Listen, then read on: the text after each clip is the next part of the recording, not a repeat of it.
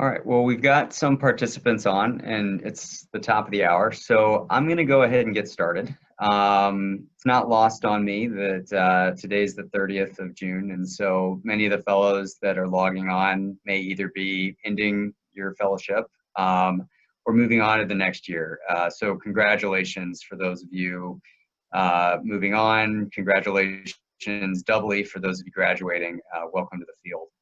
I'm John Ellison. I'm one of the pediatric urologists in Milwaukee at Children's Hospital, Wisconsin. I'm going to talk today about laparoscopic and robotic surgery in children.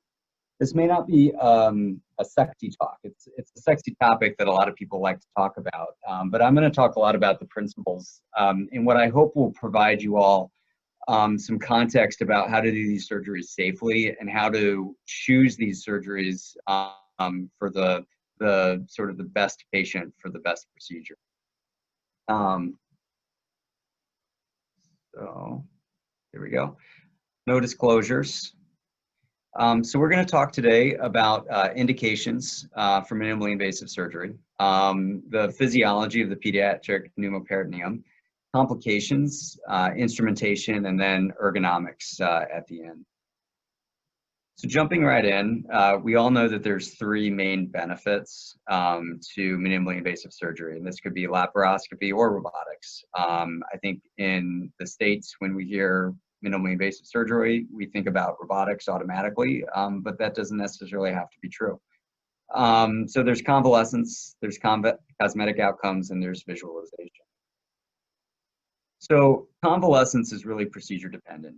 And we know that there's a lot of comparative studies out there looking at the benefits for particular surgeries. And if you look at the more common major surgeries that we do, like pyeloplasty or ureteral reimplant, you see some benefit. They may be statistically significant benefits, but when you start to measure your benefits and length of stay in terms of hours instead of days, it does raise the question, is this significantly beneficial from a clinical standpoint? Is that a clinically significant benefit? Now that certainly would be true for something like a bladder augmentation or appendicovesicectomy, where you can reduce the length of stay by 2 to 3 days on average. That becomes a clinically and statistically significant difference. But when you really start to need to argue for the benefits of robotic or minimally invasive surgery, you should look at kind of some of the other benefits as well. And some people have looked at, say, the reduced prolonged length of stay. Length of stay is longer than 2 days. And so there's an 86% risk reduction in the prolonged length of stay rate for robotic-assisted laparoscopic pyeloplasty, not prostatectomy. And then when you look at the ability to convert inpatient to outpatient procedures, you can see that as a feasible option for robotic-assisted pyeloplasties or ureteral reimplants. I don't personally do that, but I know that several institutions around the country do.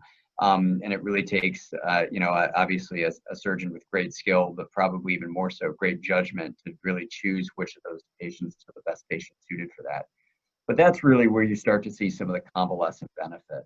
The other benefit you see in these procedures is pain.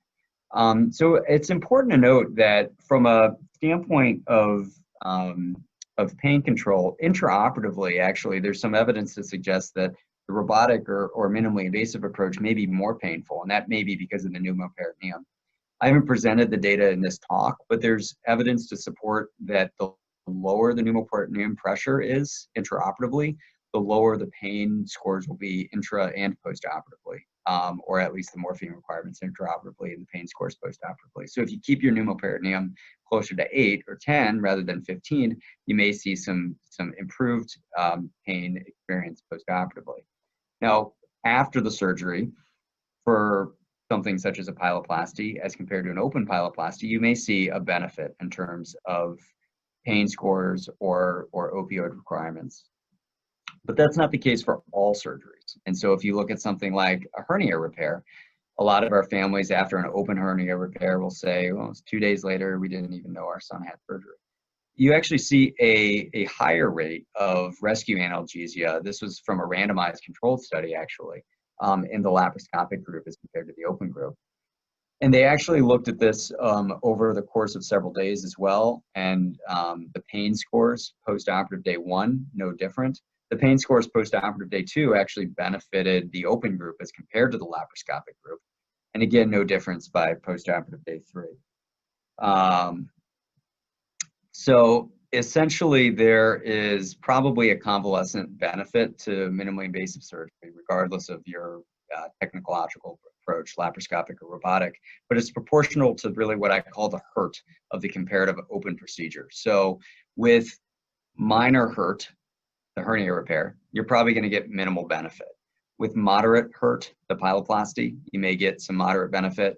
With maximal hurt is probably where you're going to see the best benefit, but those are surgeries such as an augmentation or a appendicovesicostomy that then become more complex. So second benefit, cosmetic outcomes. So as I learned when I was writing the Campbell's chapter, and my word processor kept on telling me, cosmesis is not a word, even though you hear it time and time again when we talk about minimally invasive surgery.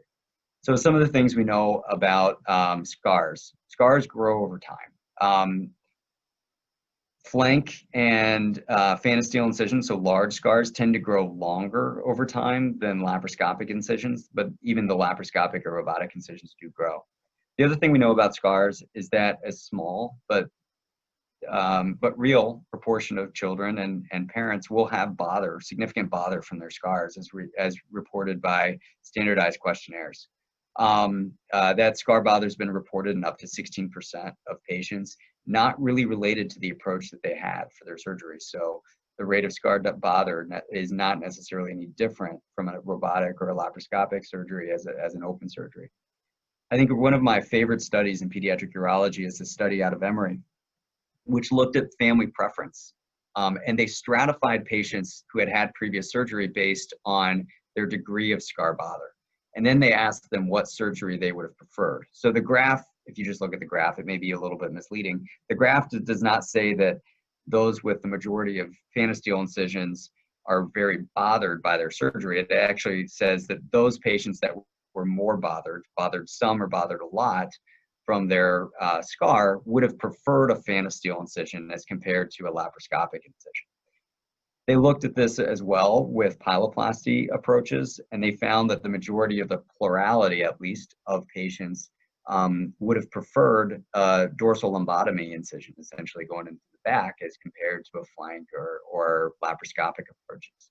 And so in general, hidden incisions are preferred by the plurality or the majority of the families, and which could be accomplished through dorsal lumbotomy or phalansteal. So I think some of the cosmetic benefits to laparoscopic surgery as compared to a major midline or flank incision may be so, but as compared to a phalansteal incision or dorsal lumbotomy, which is more hidden, there's less of a benefit there.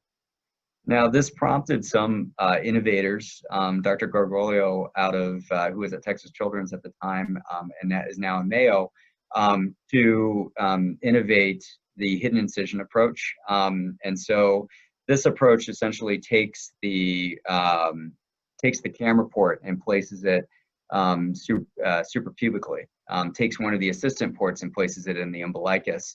And essentially you dock over the shoulder, the ipsilateral shoulder rather than the hip, in order to use this port configuration. And it's nice because it provides all of the ports underneath the waistline.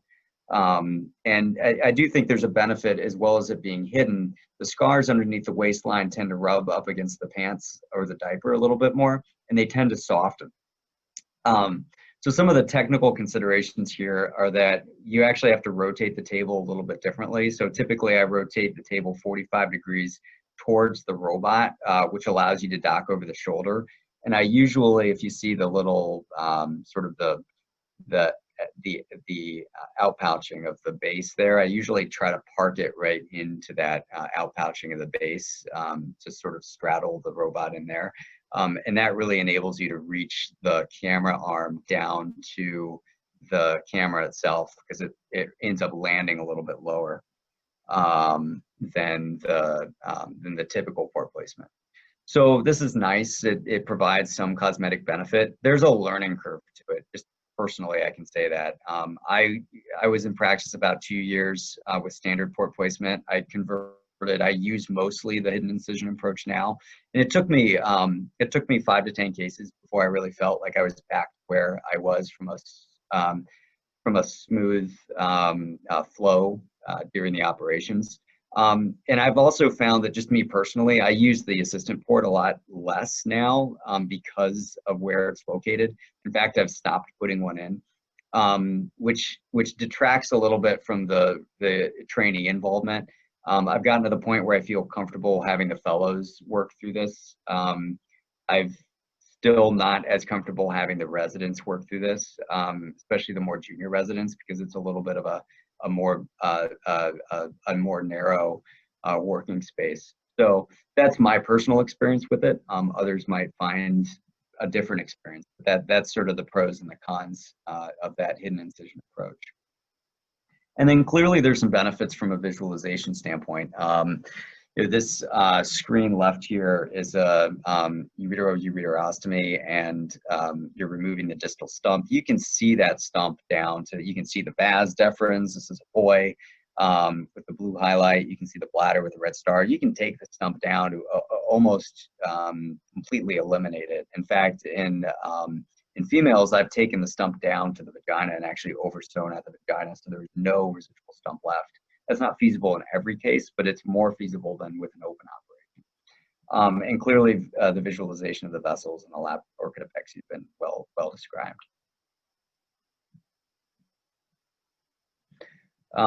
So moving on to the physiology, there's several aspects of physiology that change with the pneumoperitoneum: cardiac, pulmonary, intracranial pressure, renal physiology, as well as the acid base and the stress response.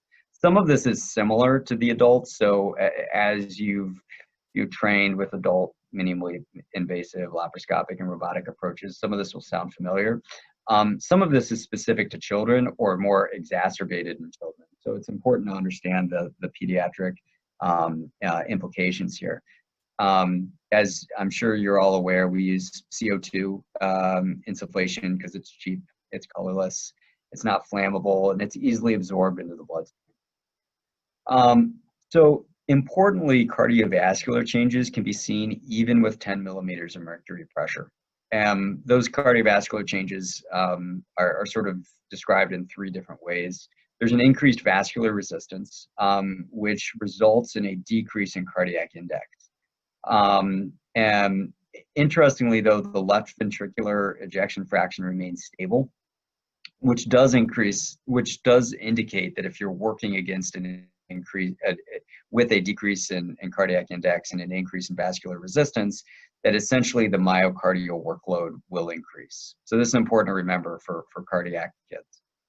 And then when you look at the parasympathetic and sympathetic responses, you get a vagal stimulation, which can result in bradycardias. The mitigation for that is glycopyrrolate.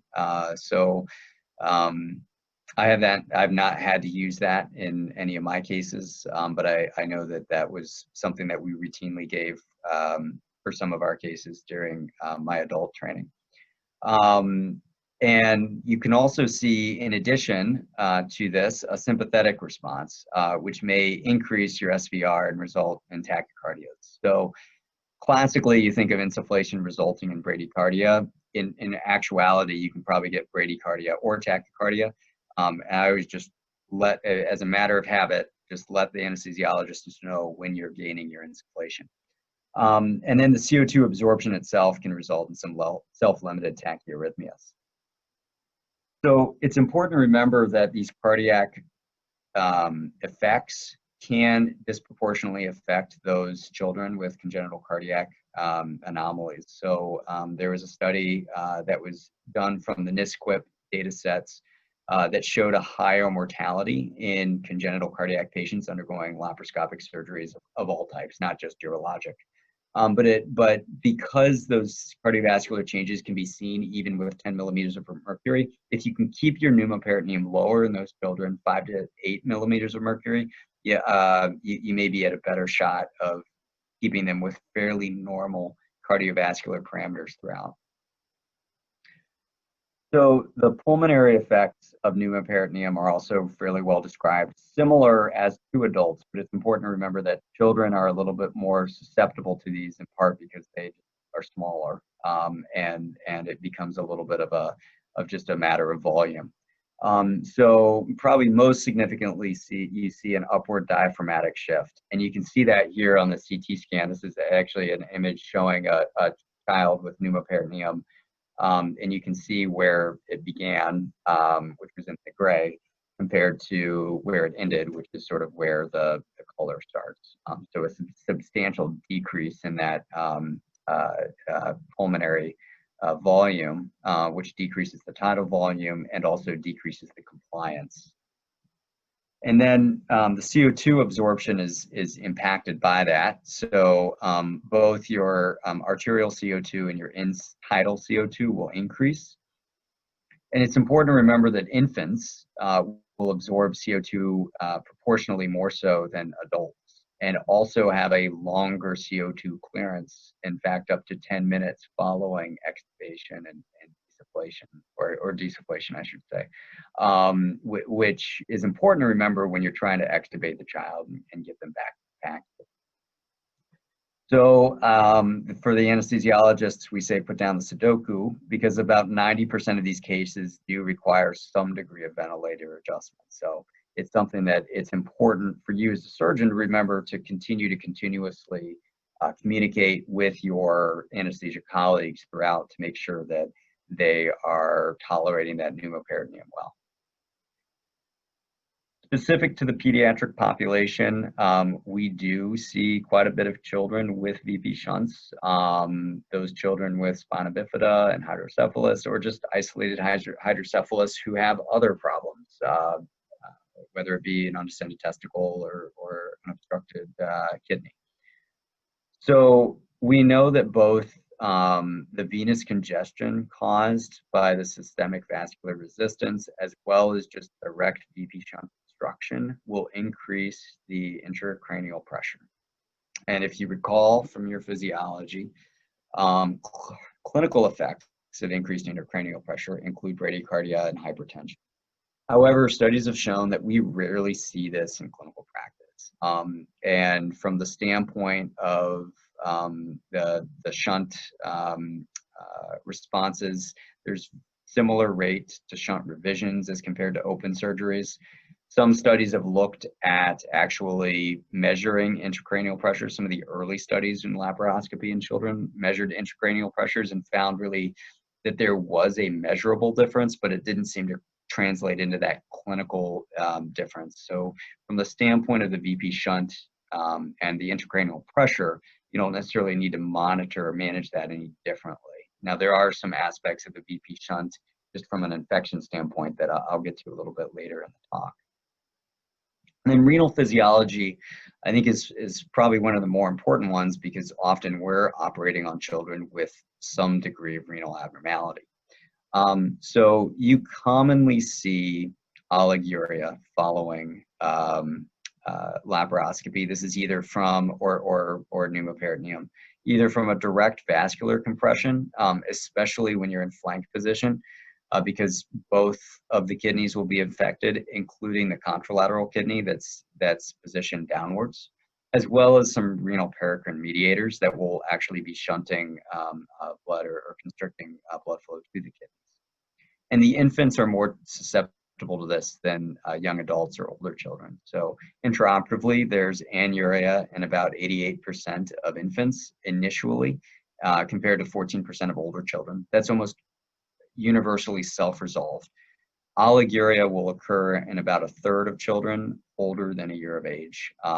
Also almost reliably self-resolving, and typically will resolve within 24 hours. Doesn't usually indicate a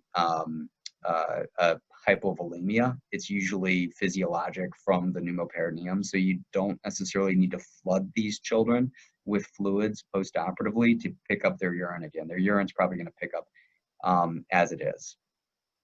But there's and the effects are sort of self-limited. I indicated the return to normal physiology within a day or so.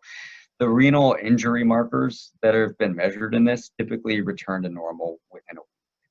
So I think that's important from the standpoint of thinking about our nephrotoxic agents. I generally try to avoid doubling up on nephrotoxic agents following laparoscopy, but I do like to use Toradol and ibuprofen postoperatively for pain. So usually I'm trying to minimize the nephrotoxic antibiotics that we're giving.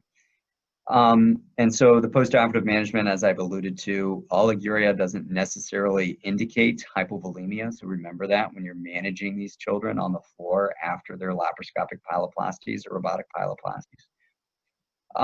And, you know, from the standpoint of renal injury, as I've said, just consider that for the postoperative nephrotoxins. So acid-base physiology really kind of comes down to CO2 absorption. And from the standpoint of CO2 is rapidly absorbed. So you can see here in the screen left, the squares are helium, the circles are CO2, and you can see that with CO2, soon after, within the first 3 minutes of insufflation, you'll have a dramatic change in the peritoneal pH. This might have some pain implications. So people have shown that pH levels that decrease, essentially a more acidic pH in the peritoneal cavity can instigate some degree of pain. So that might be part of the reason why you see more pain during the pneumoperitoneum than in the recovery period. And you see here that there's a little bit of a biphasic curve. And essentially, but you see a little bit more of tidal volume effects as it relates to the pneumoperitoneum and the CO2 absorption once your insufflation increases. And as I've alluded to before, you get slower washout in infants. So when you're thinking about the acidosis that's caused from your CO2 absorption, just think about the rapidity at which it will be induced, and the fact that infants are a little bit more susceptible to these changes on the onset, and it takes them a little bit longer to get rid of that acidosis in the offset. And that could have implications, as I've mentioned before, to their breathing rates and their extubation and how they recover in the PACU. Stress response. So I mentioned this a little bit with the cardiovascular response. The catecholamine release can result in some tachyarrhythmias. The epinephrine and norepinephrine typically released within 5 minutes of the pneumoperitoneum, and likely it's a response to the increased systemic vascular resistance. Essentially, the vessels are literally impinged upon, and then there's a systemic vascular release there. This is less profound, again, as a theme of the talk, less profound at 10 millimeters of mercury or less. So lower pneumoperitoneum is better for almost everything, except for potentially your visualization. The other really important aspect is that immune mediators are decreased in the laparoscopic as compared to open surgery. So decreased IL-6, decreased CRP. And interestingly, if you insufflate, and this was done in animal studies, if you insufflate the body with air as compared to pure CO2, you actually see similar inflammatory markers across the peritoneum. And so there's something about the CO2 that seems to also decrease the immune mediators as well. So that's all well and good. Why should you care? You should care because acute abdominal pathology may not have a peritoneal response after laparoscopy or robotic surgery. So this is kind of classically taught right throughout our residencies, and important to remember in our fellowships and beyond as well. If there's an occult bowel injury, if there's an occult intra-abdominal visceral injury, a urine leak and whatnot, they might not have a true peritoneal abdomen, an acute abdomen, in the early period of time in the recovery period. You have to keep that in mind when you're doing their postoperative exams. So moving on a bit from the physiology, sort of the pediatric considerations. Are there any contraindications to minimally invasive surgery in children? There's certainly a lot of considerations in terms of age and size. prior abdominal surgery and VP shunts, and the inability to tolerate the pneumoperitoneum. But there are very few true contraindications. In fact, even age and size may not be a true contraindications. This is the report of the smallest robotic case that I've been aware of, and this was a term 2.2 kilogram baby that was closed. They had a congenital diaphragmatic hernia repair. This was actually done by Dr. Meehan, who's a pediatric surgeon in Seattle. He repaired a child at day 6 of life. So feasible. I'm not sure how much we need to be doing that in pediatric urology, but feasible really at any age. What really the consideration comes to is, how does this impact our ability to move around in really small people, right? And so the potential insufflation volume of adults, maybe 5 or 6 liters, as compared to the potential insufflation volume of a child of about 1 liter. And so you have a lot less room to work in there. And this was a study that Dr. Casal reported when he was still in New York. And essentially they measured the ASIS distance between both the left and the right ASIS, and then the distance between the pubis and the xiphoid process. And they found that if your distance between the ASIS was 13 centimeters or less, and or if your distance between the puboxiphoid markers was 15 centimeters or less, you had a much higher rate of port site collisions. So I tend not to do robotic surgery in the smallest children, because I find that there's probably minimal benefit there from an early convalescence period. But when I am in that position, I have used this measurements at times. I think it's helpful, at least to, if not to sway your decision, minimally invasive versus open, it may not sway your decision, but at least helps for some expectations moving into surgery. What about prior abdominal surgery? Well, this is work from the PUMA Collaborative, and they looked at complex robotic surgery in patients with a history of open surgery.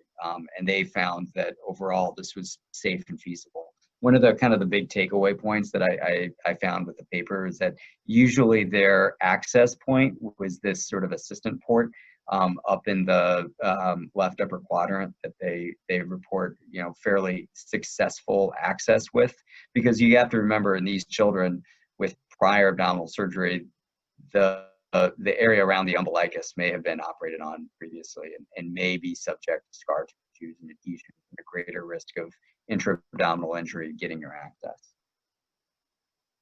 It's important to remember that if there is been prior reconstruction, it's feasible, but it's time consuming.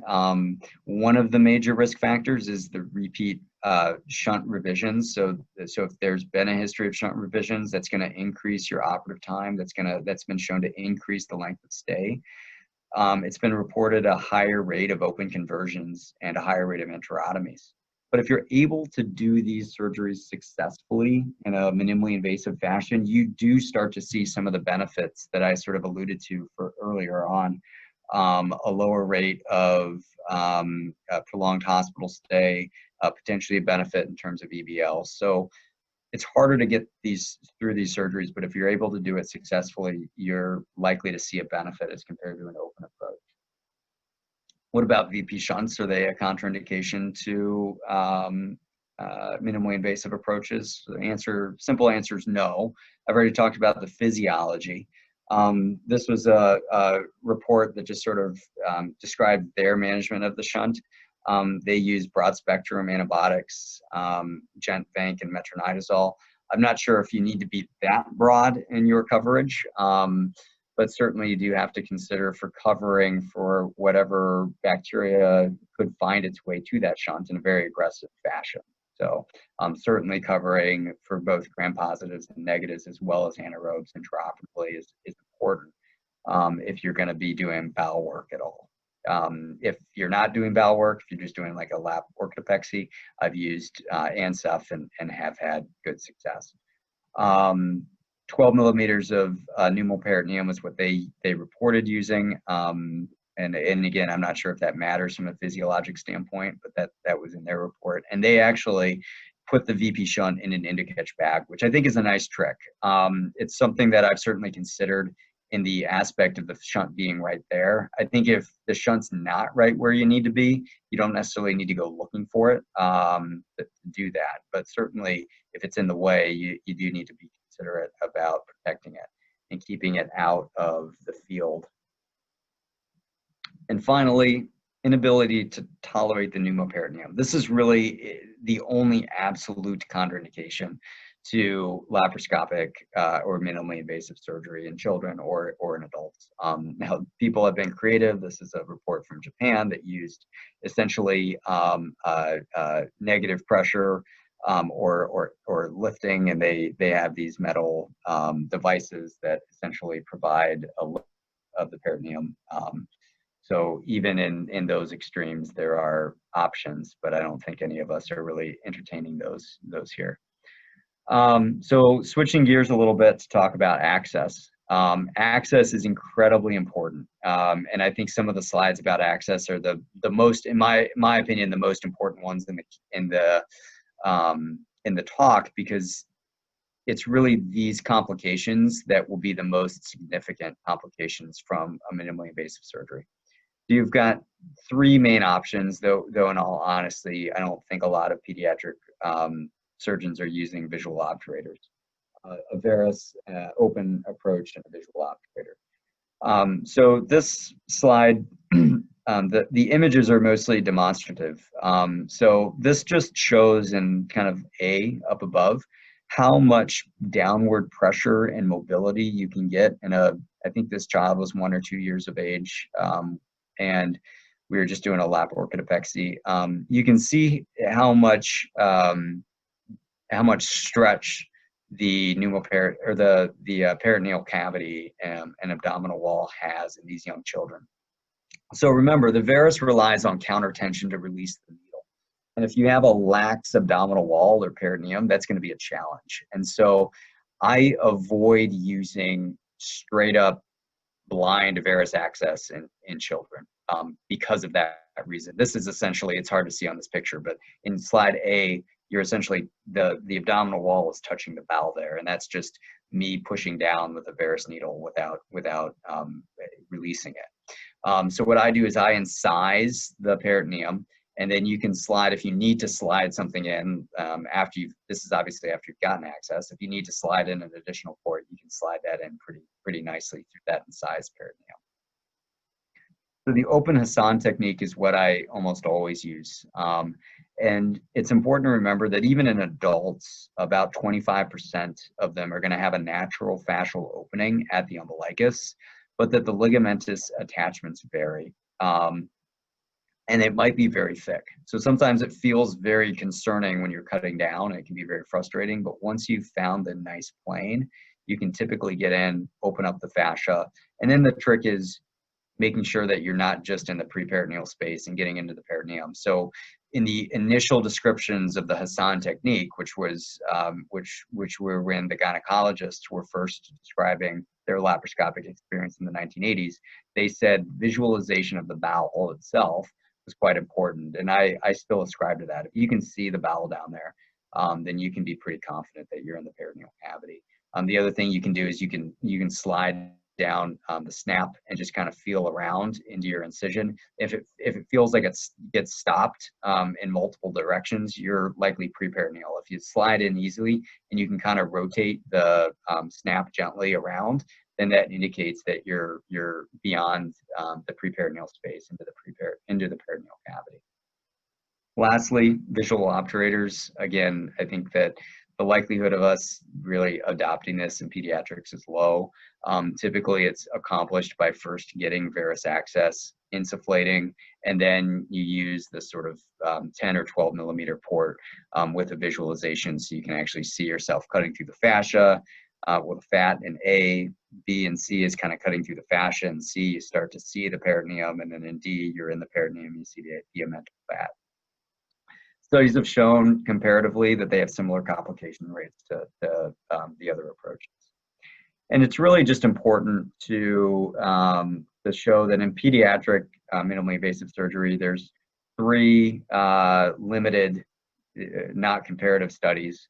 Even in the adult studies, there's rare catastrophic events, and there's really no power to detect differences. So Hassan seems to decrease your rate of failed access and the rate of what we call minor complications, such as preperitoneal installation, but the rate of major complications are not really different. A couple of points from the data: pulling up on the abdomen, which some people like to do with the Varus needle approach, doesn't really decrease your risk of complications. It may increase your risk of failed access. We'll talk some about complications. 4 major types: visceral, vascular complications. Most of those arise from your access. Port site hernias and air embolus.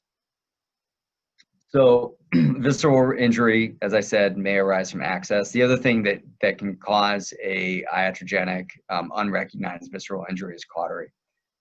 And so there's 4 ways that you can have cautery injury. Direct injury, sort of a misapplication of your cautery. Direct coupling, so essentially your instrument's a bit too close, and your cautery settings are turned up too high. You'll actually see an arching from the non-insulated portion of the instrument. And sometimes if you're doing, say, you're obtaining hemostasis in the pelvis, you may see some arching if you've got your cautery turned up to 15 or 20.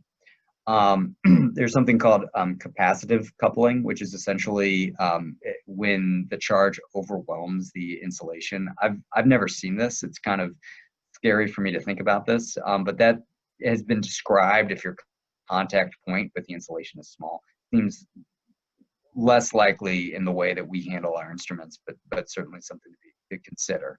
And then there's something called the pedicle effect, which is essentially when you're ablating, say, a vessel, and it's on the base of a pedicle, the cautery could transmit to the base of that pedicle.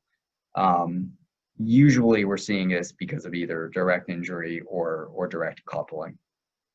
So how do we visualize, or how do we avoid this? You really have to, when you apply your cautery, when you turn that cautery on, you have to visualize all the metal. So everything that's black is insulated. So this is good. You know, this is somebody applying some cautery and sizing into the peritoneum. This is bad. You can't see that entire metal. So you don't know if there's a piece of bowel sitting just proximal to that area of metal that could be exposed. The second thing you do need to do is understand your instruments. So when you use bipolar cautery, you have a little bit better control over the instruments. But when you do, you also have to understand that there's about a 2 millimeter lateral spread on each side. So when you're cauterizing, you have to understand that 2 millimeters on each side is going to be at risk. And that's true for your advanced bipolar electrocautery as well. At these ligature devices, they have some sort of internal signal that tells you when you've heated things enough, and then it will allow you to cut. And then there's a blade there. The harmonic devices, I suspect most of you have used the combination of all of these. The thing about the harmonic device that's important is that the black edge, which is the edge with the high frequency vibration, gets very, very hot very quick. So as you turn it off and you pull away, that edge is still quite hot and can actually cause injury thereafter. So if you recall, you have decreased inflammatory markers following pneumoperitoneum, and you may have minimal peritoneal pain. So a delayed visceral injury typically responds or presents with a low, sometimes normal, but sometimes just leukopenic white blood cell count. And if a child seems sick after laparoscopy or robotic surgery, but not classically peritoneal, you should have a low threshold to obtain the correct imaging. And the rate of bowel injuries are much lower than, say, urine leaks and so forth, but it's just important to remember that a sick child after a minimally invasive surgery should be worked up with imaging. Vascular injury. Typically, you see vascular injury with access. So there are a number of different Varus tests that we use if we slide a Varus needle in. It's important to remember that Varus tests don't reduce complications. They may help to recognize your injuries, but they don't reduce your rate of the injuries. And so some of the ones that are described, the double click, that's going through both layers of fascia. So that only applies if you're going through 2 layers of fascia. If you're below the arcuate line, that you're not going to have 2 clicks. The aspiration is probably important, as I'll allude to in a moment, just to identify if you're in a major vessel or not. And then the drop test, people have described that, but again, none of these things reduces your risk of complications. The drop test is probably important to avoid being either in the bowel, which is unlikely, but certainly possible, or much more common when you're in the preperitoneal space. What I typically do is I slide a Varus needle in, if I'm doing like a 5mm port under direct vision, into the open Hassan. So I typically don't even use these because I know under direct vision that that's gone in, and that's more just to get the step port in, not necessarily to do anything with the needle itself. So how do you recognize a vascular injury? This actually happened to me once after Varus insertion. And you aspirate and you get this out. So what do? We take a deep breath. You do not move the needle. Don't pull it out. And definitely don't shake it around or try to adjust it, because the more you move it, the more that you're going to tear whatever vessel you're in. Tell anesthesia what you've done and to watch out for hemodynamic instability. If they are hemodynamically stable, do not open. Try to get access elsewhere. As long as they're hemodynamically stable, you can do that. And once you've gotten your access elsewhere, find where you've gone and assess what you're doing. So this, if you remember, it's just important to note that all of those vessels are retroperitoneal. So if you've hit the vein, which is the most common, left iliac vein is the most common one you're going to hit. The vein is retroperitoneal. The vein is a relatively low pressure space. So this is tamponaded off. This is the hematoma that we saw. It's kind of marked, the hole is marked as a star. The hematoma is marked with that dotted line. So what we did in this case, this is probably the world's only lacrosse playing flautist. He was a 16-year-old huge guy with a UPJ obstruction, and we saw the blood in the needle. We saw the injury. He was stable. We increased the pneumoperitoneum to 15 millimeters of mercury. We waited about 5 or 10 minutes with the pneumoperitoneum up. We re-inspected the hematoma. It was stable. The patient was stable. We did the pyeloplasty. We re-inspected the hematoma at the end. It was stable. He was observed with bed rest for an extra day on the floor and then recovered typically. And so that's how we manage this. If he had been unstable, if that hematoma had been expanding, we would have stopped the case and potentially had to repair that with vascular surgery. So that's why access is I think the most important aspect of this talk. Know your anatomy. So the umbilicus is a poor indicator of the bifurcation. So 40% of cases will have bifurcation at or below the umbilicus. So people say, oh, if you go through the umbilicus, you're not going to hit the vessels. Well, no. The bifurcation can happen there a substantial proportion of time. That becomes even higher if they're in the Trendelenburg position because of how the body changes, and the umbilicus actually moves upwards a little bit. Even higher in obese or overweight patients, again because of the positioning of the umbilicus.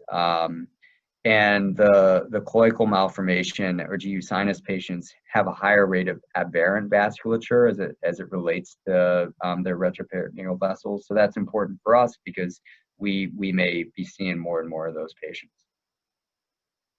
Also important to remember the other vessels. So the most common vessel actually that's injured, not the most common major blood vessel, but the most common vessel is the epigastric. And you can visualize these before port placement. In thin patients, they'll transilluminate. You can see it and actually kind of, I usually look for it on the interior portion of the abdominal wall and then mark it out. above, but if you transilluminates, you can mark it out that way. You can use some of these rules, which are probably more applicable in the adult population because that's where they're taken from. It's greater than a third of the distance from midline to the ASIS, or it's 5.5 centimeters lateral to the midline. In the pediatric population, it just makes more sense to mark it out because you can see them. In the adults, you can't really see them as well. Port site hernias are important. Their rate of occurrence is about 1%. There are several rules that you may have learned from the adult side, that port sites are free if they're 5 millimeters or less. That essentially means that they can be placed without consequence other than a little scar because their rate of complications is so low. That lateral ports are more safe than medial or umbilical ports with regards to hernia, and that you really don't need to close anything greater than or equal to 10 millimeters or less than 10 millimeters. And that's the way that the adults operate. Those are not applicable to the pediatric population. So there are no free ports in pediatric laparoscopy. That might change if they're a post-pubertal 17-year-old, but in the 2 or 3-year-olds that we're managing, no free ports. Herniation has been reported in children with 3 millimeter ports, a case of omental herniation. So anything is a potential risk. There's also no safe space. So the rate of port site hernias are the same at the midline, same at the umbilicus as they are laterally. So everything gets closed. This is an example of a port site hernia with herniation. This is a left lateral port site. The child presented, not surprisingly, after a laparoscopic procedure with very minimal peritoneal signs. So he had a herniated bowel, which was obstructed, but he had no peritoneal signs. He looked just very lethargic, and he had this big lump on his physical exam. And an ultrasound was obtained, and essentially the star is the lumen, and the blue arrow is the fascia, so the lumen of the bowel superior. So immediate exploration, as well as some collaboration with general surgery, a laparoscopic evaluation of the bowel itself. No bowel consequence. The port site was closed. The child went home in a day or two. And then air embolus. We've all heard about this. This is something we study for the boards. Rare but fatal. CO2 provides quick dissolution, and it's really supportive care until then. And people talk about, putting them in the lateral decubitus position, Trendelenburg, and trying to suction out the bubble, and that's all well and good. And I think that should be attempted, but in all practicality, from the reports that have been that are published in the literature, it appears that more supportive care is provided and probably more beneficial than that. But the mechanism is really an absorption through the peritoneum or direct entry into the umbilical vessels, and this is more likely to be a concern for those youngest children that we're going in umbilically. It's important to remember that about 10% of the initial insufflated gas in the tubing is not CO2, it's O2 or nitrous. And so this was the result, this paper was actually the result of a significant event where a child had a significant air embolus, and it didn't resolve quickly enough because it was not CO2. So this is especially important in infants or neonates when the area for expansion is about equal to the dead space and the volume of the tubing is about equal to that. So bottom line is flush your tubing first. So I usually just make sure that I can feel the CO2 coming out of it before I plug it into the insufflator. So talk a little bit about instrumentation in the last few minutes we have left. I know that I'm cutting in a little bit to our question time. Smaller is better, maybe not. People have looked at, sort of these standard mini versus microscopic laparoscopic instruments.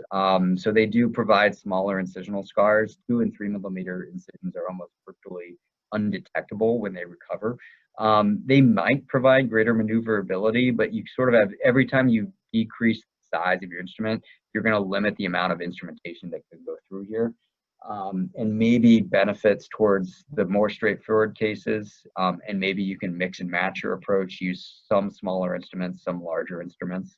When it gets to robotics, I know there's some people that really advocate for the 5mm as compared to the 8mm. As far as I'm aware, I don't work with the XI, but as far as I'm aware, there's still no 5mm instruments for the XI. Interestingly, if you look at sort of the angle and the amount of working space you have in a 5mm versus an 8mm port, you see a significant increase actually in the amount of space you need for the 5mm port. So there's been some studies that have shown actually that it's technically a little bit easier to work with the 8mm ports than the 5mm ports. Some people with the 5mm ports that are advocates for the 5mm instruments will say that you can get a little bit more of you can essentially use this a little bit as a retractor, this elbow as a retractor as well. So I've not really used the 5mm ports, so I only am aware of them from the picture books. Sometimes smaller is better. So there are cautery devices that can ablate vessels up to 5mm. So things like a 5mm ligature have been applied in a splenectomy before. There's been no reports of the nephrectomy, but you might imagine that maybe in a non-functioning kidney with very atretic vessels, you could avoid using a stapler. If you use a stapler, there's something known as the just right stapler. There's been some concerns, I think, at times about misfiring of these. I haven't seen any reports about that, but anecdotally, I've heard that. I've used this once. It seemed to work reasonably well. But it is 5mm instead of 12mm, and so you get increased versatility. You can put it through any port for angulation, and it's good maneuverability. So finally, just a brief word about ergonomics before I'll take some questions. So two of my mentors surgically, Dr. Wolf from Michigan used to say, the pain of surgery is transferred from the patient to the surgeon. And Dr. Monti, who is our former chair at Michigan, used to say to Dr. Wolf, what easy surgery are you making more difficult today? So that's kind of a concept of how open surgeons view our laparoscopic and robotic approaches. It's important to remember, I'm going to talk a little bit about ergonomics for laparoscopy. Robotic surgeons report ergonomic difficulties as well with regards to neck and back pain. So just because you're doing robotic surgery doesn't mean you're free from your ergonomic strain. And remember that when you're setting up your chair and your robotic. In fact, I would encourage you as new fellows, if you're coming in, to go and set your own program in so that you can just easily get to the comfort level that's right for you when you get on the console. So table height, too low or too high will make you cry. You really want your table height for laparoscopy to be so that your elbow's bent between 90 and 120 degrees. Same thing with the screen height. You want that angle to be about 15 degrees upwards, and that puts less strain on your eyes and your neck. And then you want your foot pedal aligned. So in summary, the convalescent benefits vary by procedure. It's important to consider the smaller size of your patients, both for your instruments, for your access, and the consequences of the pneumoperitoneum. The lower you keep the pneumoperitoneum, the better, most likely the better pain control you'll have, but also the better cardiovascular and pulmonary issues you'll have. So consider that when you have a child with some cardiopulmonary comorbidities. And then complications. So avoiding complications by closing your ports, beware the varus needle access in small children, and set your room up right.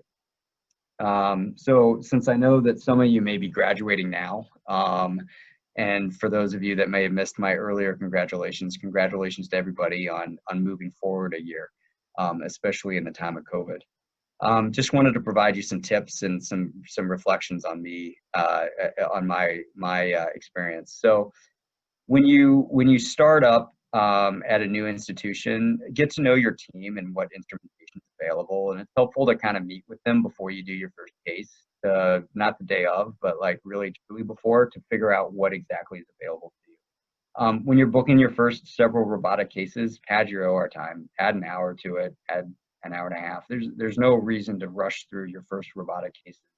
That'll come with time. Don't feel the need to book a bunch of robotic cases to get your volume. Don't start booking things that you wouldn't typically do robotically just to get a learning curve. Choose the best procedure for the patient in your hands, and the patients will come with patients. So if you feel the need to get more of those patients, identify which patients you think are going to be beneficial. Figure out how to get, you know, a referral pattern to your clinic. Master your technique first. This is kind of my thoughts about the HIDES approach. I would not have felt comfortable doing that the first year out of my fellowship, but after I got a couple of years out in my belt, I felt okay with innovating with some additional modifications. Do what you're most comfortable with to start with. So if you always left drains in fellowship, leave a drain. If you never left a drain in fellowship, you don't feel like you need to leave a drain now that you're attending. Same thing with stents, same thing with your positioning, same thing with your ports.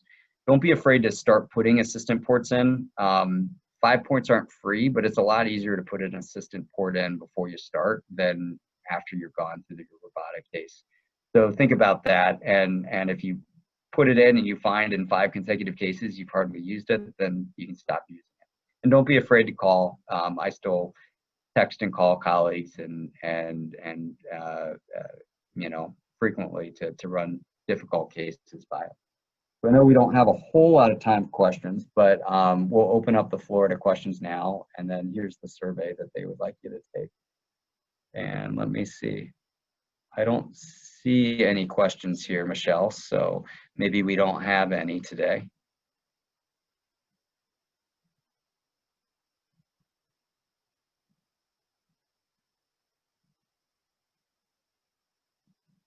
All right.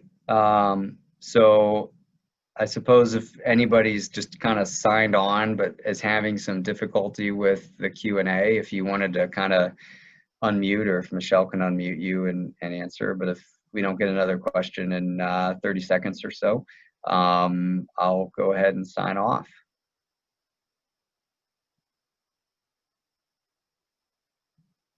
Oh, something's popping up on the chat. Okay, great. So we'll go ahead and leave it there. I'm going to make these slides available. I've already made them available to Michelle and the team so that they can post them. And I hope that you enjoyed the talk. Again, good luck. Feel free to reach out if you have any questions about starting up your minimally invasive approaches. Take care.